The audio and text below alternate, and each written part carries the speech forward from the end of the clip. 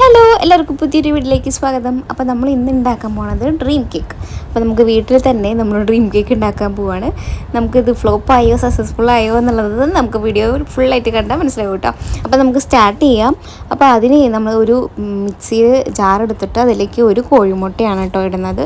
ഒരു കോഴിമുട്ടയും പിന്നെ 4 table spoon പഞ്ചസാരയും ചേർക്കുകയാണ്. അപ്പോൾ ആദ്യം നമ്മൾ കേക്കാണ് ഉണ്ടാക്കാൻ പോകുന്നത്. അപ്പോൾ അതിനുള്ള ബാറ്ററാണ് ഇപ്പോൾ തയ്യാറായിക്കൊണ്ടിരിക്കുന്നത് കേട്ടോ. പിന്നെ ഇതിൻ്റെ മണം ഒന്ന് മാറാൻ വേണ്ടിയിട്ട് വാനില എസൻസ് ഒരു 1/2 ടീസ്പൂണോളം നമ്മൾ ചേർത്തിട്ടുണ്ട് കേട്ടോ. അപ്പോൾ അതും ചേർത്ത് പിന്നെ നമുക്ക് വേണ്ടതെന്ന് വെച്ചിട്ടുണ്ടെങ്കിൽ സൺഫ്ലവർ ഓയിലാണ് വേണ്ടത്.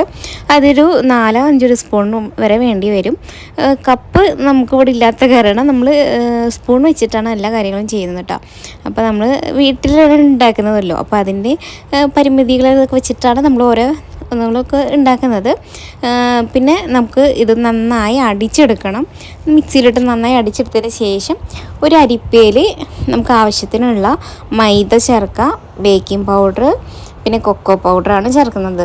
മൈദ നമ്മളിപ്പോൾ ഒരു 1.5 കപ്പോളം നമ്മൾ ചേർത്തിട്ടുണ്ട് കേട്ടോ മൈദ. പിന്നെ ഒരു ടീസ്പൂൺ ബേക്കിംഗ് പൗഡർ ചേർത്തിട്ടുണ്ട്, 2 ടീസ്പൂൺ കൊക്കോ പൗഡർ, ഇത്രയാണ് കേട്ടോ ചേർത്തിട്ടുള്ളത്. എന്നിട്ട് നന്നായി ഒന്ന് അരിച്ചെടുത്തതിന് ശേഷം നമുക്കതിലേക്ക് തണുത്ത പാല് ചേർക്കരുത്.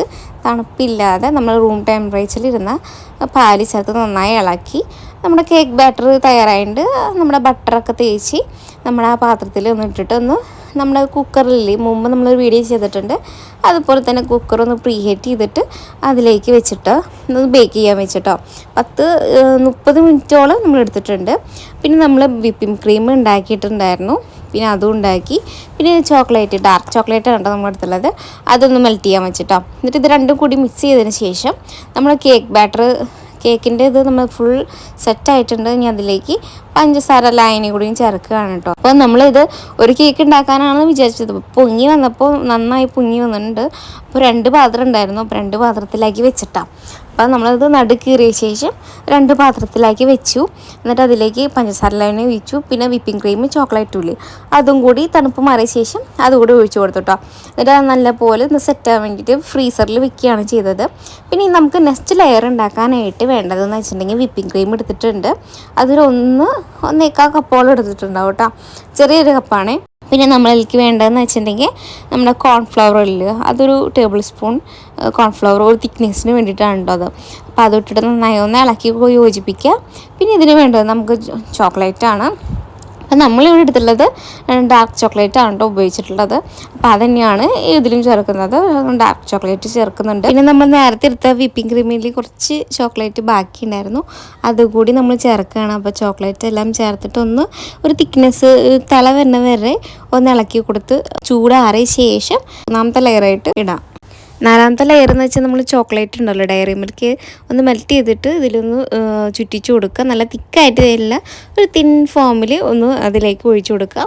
പിന്നെ 5ാമത്തെ ലെയറായിട്ട് നമ്മുടെ കൊക്കോ പൗഡർ ഉണ്ടല്ലോ, അത് ജസ്റ്റ് ഒന്ന് തൂവി കൊടുക്കുക ഫുള്ള്.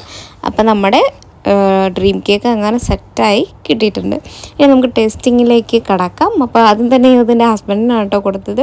ഫസ്റ്റ് ടൈമാണ് നമ്മളിങ്ങനെ വീട്ടിലിങ്ങനെ ട്രൈ ചെയ്തിട്ട്, അപ്പോൾ അതിൻ്റെ ഒരു എക്സൈറ്റ്മെൻറ്റിലൊക്കെ പുള്ളിക്കാരൻ കഴിച്ചത്. പക്ഷേ കൊക്കോ പൗഡർ ഇത്തിരി തൊണ്ടയിൽ കുടുങ്ങി. അങ്ങനെ ബൈറ്റൊക്കെ എടുത്തപ്പോൾ കുറച്ചൊക്കെ തീർന്നു പോയി, ടേസ്റ്റ് കൊണ്ടാണ് എന്തോ. പിന്നെ നമുക്കിതിൽ ഒരു പ്രശ്നം പറ്റിയത് എന്താണെന്ന് കരുതിയിട്ടുണ്ടെങ്കിൽ നമ്മുടെ കേക്ക് ഈ ഫ്രീസറിൽ വെക്കുമ്പോൾ നല്ല കട്ടി പോയി കേട്ടോ. അപ്പോൾ വെളിയിൽ കുറച്ച് നേരം വെച്ചിരുന്ന് കഴിഞ്ഞാൽ ഇത്തിരി സോഫ്റ്റ്നെസ് ഒക്കെ ഉണ്ടായിരുന്നു കേട്ടോ. അപ്പോൾ എല്ലാവർക്കും ഇഷ്ടമായി, എല്ലാവരും ഒന്ന് ട്രൈ ചെയ്ത് നോക്കുക. ഫുൾ കാലിയായിരുന്നു കേട്ടോ പെട്ടിയല്ല. അപ്പോൾ ട്രൈ ചെയ്തിട്ട് അഭിപ്രായം പറയാം.